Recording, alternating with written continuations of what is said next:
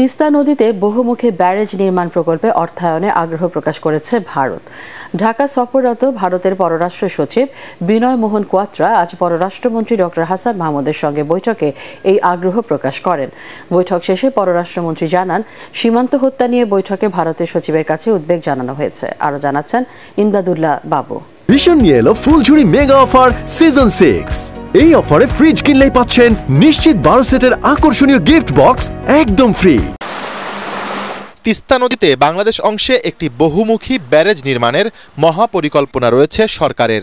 এটি বাস্তবায়িত হলে শুকনো মৌসুমে নদীর পানি ধরে রাখা যাবে, আর নদীর দুই তীর ধরে সীমান্ত পর্যন্ত সড়ক নির্মাণের কারণে ওই এলাকায় ব্যাপক শিল্পায়ন ও নগরায়ন গড়ে উঠবে। বাংলাদেশ, ভারত ও মিয়ানমার মিলে একটি অর্থনৈতিক করিডোর গড়ে তোলার আগ্রহ রয়েছে চীনের। তাই তাদের কাছে এই প্রকল্প হয়ে উঠেছে গুরুত্বের কেন্দ্রবিন্দু।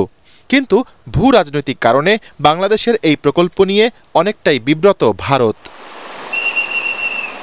তবে বুধবার ঢাকা সফরে এসে প্রকল্পটি নিয়ে ভারতের বিরক্তি কাটানোর সুখবর জানান দেশটির পররাষ্ট্র সচিব বিনয় মোহন কোয়াত্রা। দীর্ঘ কয়েক ঘণ্টা পররাষ্ট্রমন্ত্রী ডক্টর হাসান মাহমুদের সাথে এমন দ্বিপাক্ষিক নানা বিষয় নিয়ে বৈঠক করেন বিনয়। তিস্তা নিয়ে আলোচনা হয়েছে। আমরা তিস্তায়, আপনারা জানেন যে আমরা একটি বৃহৎ প্রকল্প নিয়েছি, তো ইন্ডিয়া সেখানে ফিন্যান্স করতে চায়। তা আমি যেটা বলেছি সেটি হচ্ছে, এই তিস্তা যে প্রকল্পটি বাস্তবায়ন করা হবে সেটি আমাদের নিড অনুযায়ী হতে হবে। পররাষ্ট্রমন্ত্রী জানিয়েছেন, এই বৈঠকে ভারত হয়ে নেপালের জলবিদ্যুৎ বাংলাদেশে আনার বিষয়টি প্রায় চূড়ান্ত। ভারতের আসন্ন জাতীয় নির্বাচন শেষে প্রধানমন্ত্রী শেখ হাসিনা দিল্লি সফরে যাবেন বলেও জানিয়েছেন তিনি। সীমান্তে যে মাঝে মধ্যে অ্যাট্রোসিটিস হয়, সীমান্ত হত্যা হয়, সেটি নিয়েও বিস্তারিত আলোচনা হয়েছে।